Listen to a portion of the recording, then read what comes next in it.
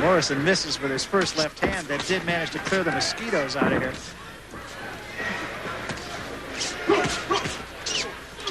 As you can see, Morrison probably a bit more of a chance to get his man out of there than Robinson. Robinson's had a tough time his last two fights.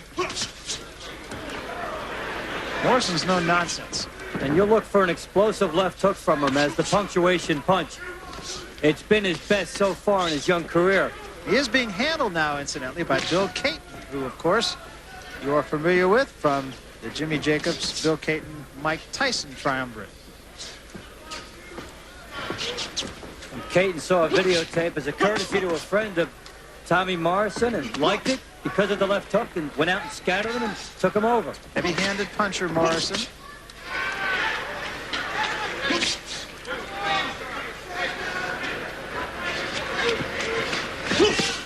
Good body shot. Body shot practically doubled Robinson up.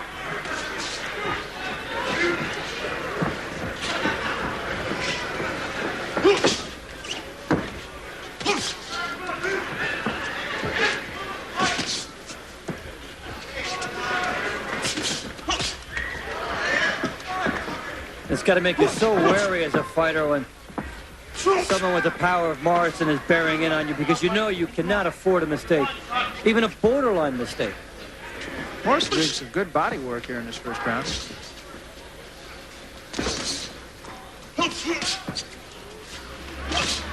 There was the left hook, and it hurt Robinson, who doubles up. Morrison wisely goes back to the body. Robinson just trying to get out of trouble and get through the round. And he doesn't have the mobility to get out of the way here, and he's a sitting duck. Morrison very heavy-handed. Looks a little bit like Jerry Cooney, the way he throws his left hook and leans over and gets maximum power into that. Punishing body shots by Morrison. Robinson's about done, and he's still got 30 seconds to get through this round. Morrison just doing a great job of the body, and Robinson goes down. And before that happened, it lent credence to the phrase, out but not down. 6, 7. Absolutely right. First round not over yet. Morrison has 10 seconds left. It won't take much more. Big right hand. And Robinson is in trouble again. Robinson somehow got through the round. Good right hand by Robinson right on the button of Morrison.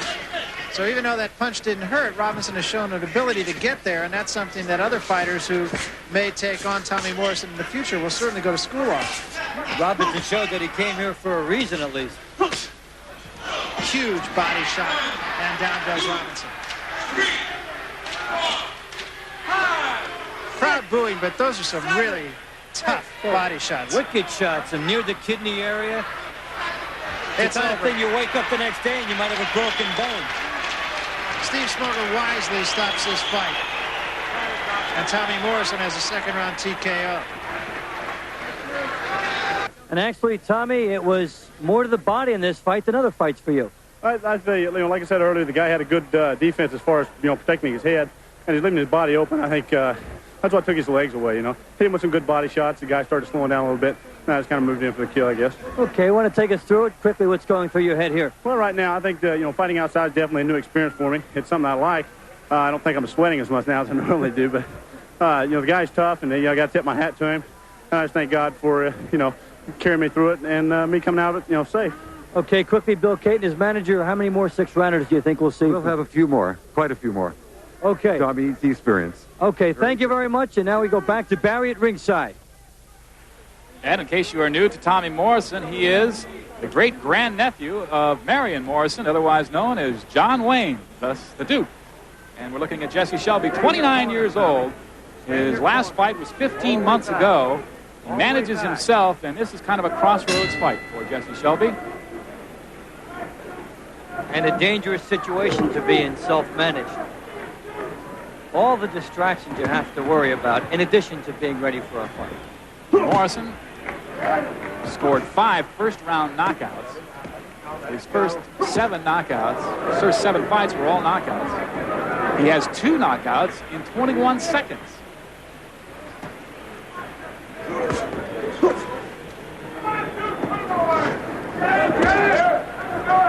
Morrison had 50 tough man bouts, beginning at the age of 13, but he conned his way into a fight saying he was 21, and he lost only once.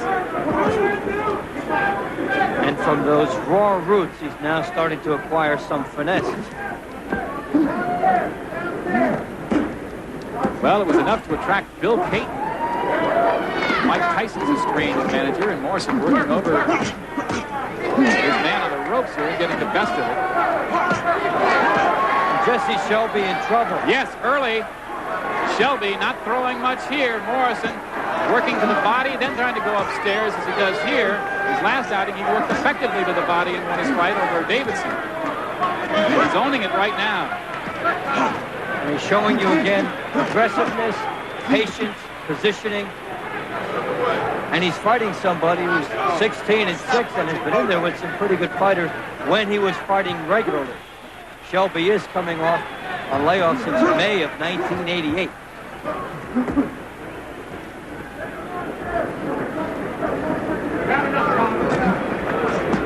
I mentioned Morrison has not fought a southpaw as a professional. He did as an amateur. Incidentally, as an amateur, he lost in the Olympic trials. A big right hand followed up on the left by Morrison, and Shelby is in a seated position and may not make it up. Frank Cappuccino with a count. He's going to keep a close eye on Shelby. I don't think he's going to let it go on, no. Shelby was going to have to talk Cappuccino into letting this go on, and that was going to be a difficult task. Tommy, congratulations again. It looked like sudden opportunity there for you in the second round. The guy was a little hard to line up on, but he's a tough guy. You know, you got to tip your hat to him. Fighting a southpaw is something I haven't did in a while, and it just took me a little bit of time to adjust. And once I did, things kind of fell in place.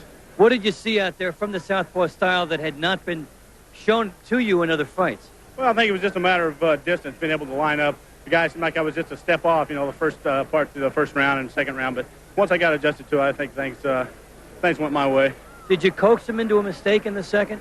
I just tried to stay busy on the inside. The guy was kind of lazy on the inside, kind of like to hold a little bit, which we've been working on staying busy on the inside, and I think that's what did it for us. Okay, we're going to take another look at the knockout. Why don't you take it through us and show us what's happening here? Well, the guy, I was able to hit him once. We worked with hitting left hooks to the body, which we figured southpaws would be real vulnerable for. And just staying busy on the inside, going up and down, and I went down, I come up, and he zagged when he should have zigged. The distance, are you surprised you got it from that far out, those two punches? Yeah, in a way. I mean, it's southpaws usually you connect with them, from a distance, as opposed to finding an orthodox fighter where I'm more powerful on the inside. So I'm real pleased with the way I'd like to thank ESPN and Top Rank for having me here. Okay, a quick report card from Bill Caton after 15 fights. What do you see, Bill? I think Tommy is on his way. He's still learning, but he's improving from fight to fight. Another good body shot a moment ago by Morrison. He's a devastating body puncher as well. What he feels he has to learn, he says, is he has to learn a little bit more about defense. He wants to get quicker. He wants to get stronger. And he feels those are all things that can be taught. None of those things are necessarily inbred.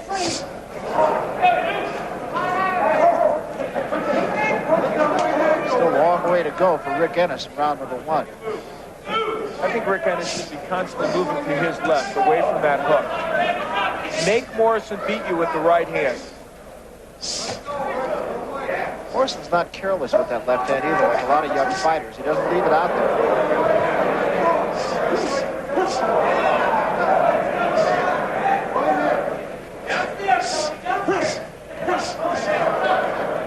Remember Michael Spinks when he fought Jerry Cooney? He kept his right hand so high, literally ducked off to the left and begged Cooney to try and hit him with the right hand and said, "You are not going to beat me with that left hook." If I was Rick Ennis and I was fighting Morrison, that's the kind of strategy I would employ. Ennis does have his legs back under him now, but he was really rocked with the left hook. There's an uppercut, and that's probably going to be it.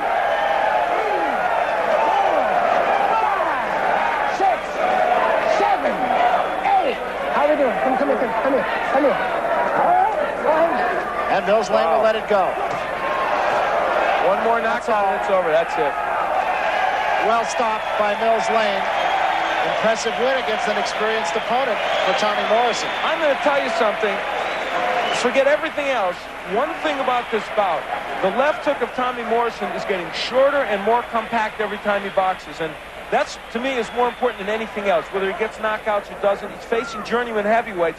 The bottom line is, those are not wide looping left hooks, Barry. Those are short, compact punches that should hurt almost any heavyweight if he lands. He has some good people with him. Of course, he mentioned Bill Caton now, and you know the story on Bill Caton. Brought Mike Tyson along as a youngster, and he also has John Brown. A lot of experience in his corner. You're going to hear a lot from this guy, no question about it. Well, Tommy Morrison may have watched ESPN when he was a kid, but Tommy, tonight you're on ESPN, and you fought extremely well tonight, showing us, I think, maybe the best left hook you've shown as a pro. Well, I feel it's something we worked on a lot. You're staying busy on the inside, and I think that's what kind of brought things around tonight. The guy he's been in and out of the ring a lot, he's had a lot of experience, and that sort of thing. So I had to stay busy on the inside, and I think that's what did it for us. All right, let's take a look, if we can, now at some of the action and the spot at which you first hurt him, I believe. There's the left hook. This is where you knock him down in that round. It was kind of right on the high on the temple. I noticed he was carrying his right hand a little low, and the left hook is one of my better punches. So it was just kind of a matter of time, working it in, getting it in on the right spot.